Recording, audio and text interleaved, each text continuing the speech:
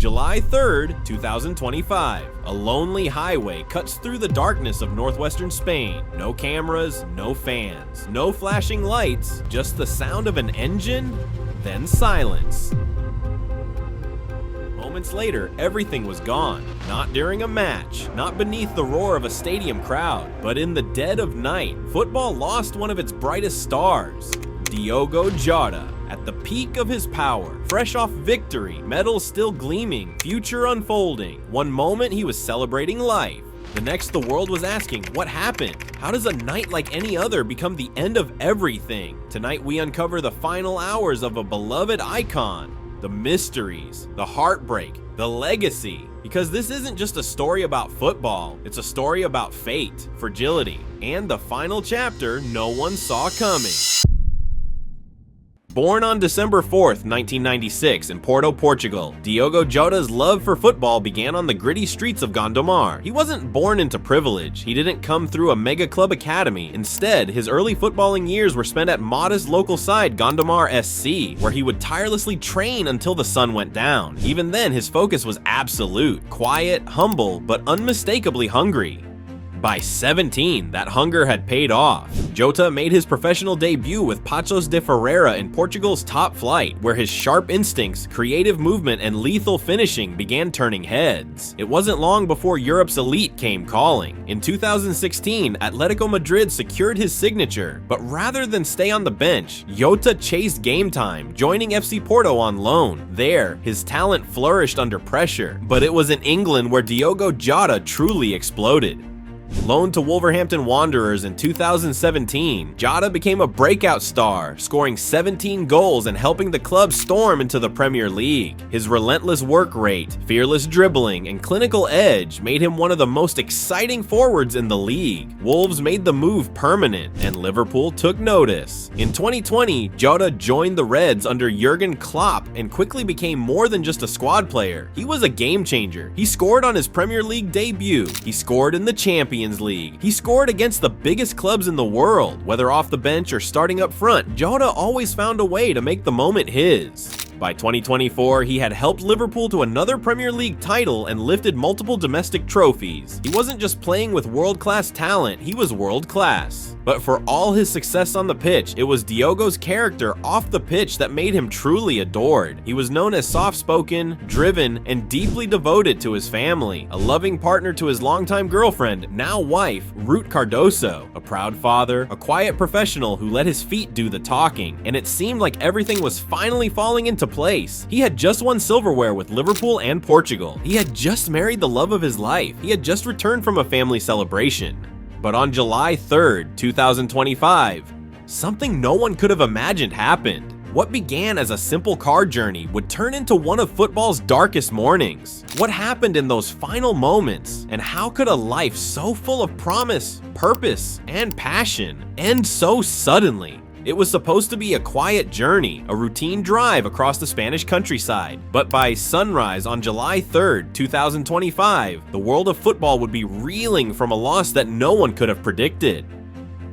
Diogo Jota had been advised not to fly following recent lung surgery. Instead of taking a plane from Porto to preseason training in England, he and his younger brother Andre opted to drive across Spain to catch a ferry from Santander. The vehicle, a high-performance Lamborghini Huracan, a machine built for speed, precision, and thrill. But not even the best engineered machines are immune to fate. Around 12:30 a.m. on the A52 motorway near the small town of Quernadilla, just 15 kilometers from the Portuguese border, something went catastrophically wrong. As the car was overtaking another vehicle near kilometer 65, one of the Huracan's tires suddenly exploded. In an instant, control was lost. The Lamborghini veered violently off the road, slammed into an embankment, and flipped, rolling several times before bursting into flames. The blaze was so intense it ignited nearby vegetation, drawing immediate attention from first responders. Emergency services were dispatched within minutes, but by the time firefighters arrived, the vehicle was already fully engulfed. The crash left no room for survival. Both Diogo Jota, just 28 years old, and his 25-year-old brother Andre were pronounced dead at the scene. Spanish authorities began their investigation almost immediately. Early reports confirmed that the tire failure occurred mid-overtake, an already risky maneuver made lethal by the sudden blowout. Investigators later confirmed that the Lamborghini had struck the guardrail at high speed, resulting in the fatal rollover and fire. While excessive speed is still under review, the burst tire remains the primary cause under scrutiny. The aftermath was overwhelming.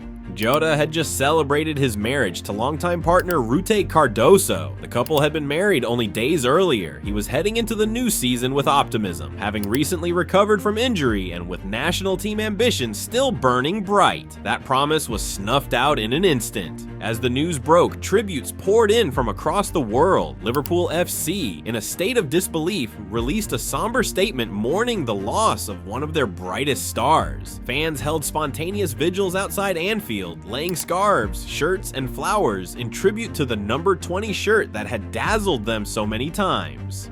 Portugal's national team, already in preparation for upcoming international fixtures, halted training. Cristiano Ronaldo, visibly shaken, called the tragedy senseless, adding, "You had only just begun your next chapter. This shouldn't be real." FIFA, UEFA, and clubs from around the world echoed similar sentiments, mourning not just a talent lost, but a life cut short. In Gondomar, Jota's hometown, the grief was tangible. Crowds gathered outside the cemetery for his burial, a ceremony so overwhelmed with mourners that local police had to intervene to maintain order. It was a painful reflection of how many lives he had touched. Andre Silva, Jota's younger brother and travel companion, had been a player in Portugal's lower divisions. But more than that, he was Diogo's confidant, his closest supporter. The fact that they perished together only deepened the sense of tragedy. Two brothers, one fiery crash, a loss too heavy to bear.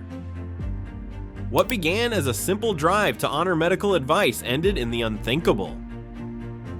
In a sport where we measure greatness by goals and glory, it is sometimes easy to forget how fragile life outside the pitch can be. One failed tire, one wrong moment, and everything changes.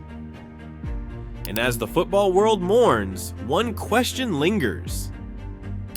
Could this have been prevented? Or was this simply the kind of cruel fate that not even the strongest legs, fastest cars, or biggest hearts can outrun? Diogo Jota was never just a footballer, but he was the embodiment of quiet determination, a player who let his feet do the talking. From humble beginnings in Gondomar to dazzling on football's biggest stages with Wolves, Liverpool, and Portugal, Jota carried with him an unshakable work ethic and an unassuming presence that made him beloved by fans and respected by teammates.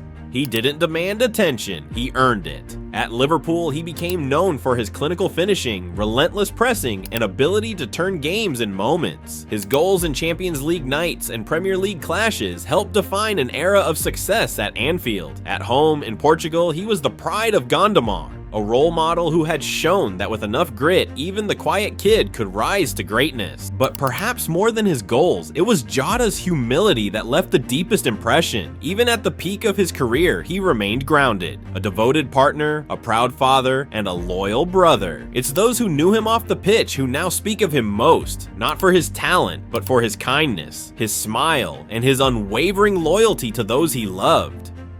His legacy is not just in the goals he scored, but in the lives he touched. Fans, teammates, family, and friends who now feel an impossible void. As the world moves forward, Jota's story will remain, a reminder of how fragile life is, of how fleeting greatness can be, of how someone can be gone in an instant, yet never truly forgotten. And while we may never have the answers to why this happened, we do have the memories, the kind that no tragedy can erase. But Jota's heartbreaking end wasn't the only time the extreme pursuit of passion led to the unimaginable. For another fearless athlete who lived for the air above the dirt track, fate had a similarly cruel twist in store. Watch our in-depth story on the death-defying rise and horrifying final moments of motocross legend Cloud Tota, a man who flew higher than most could dream and paid the ultimate price for chasing what he loved.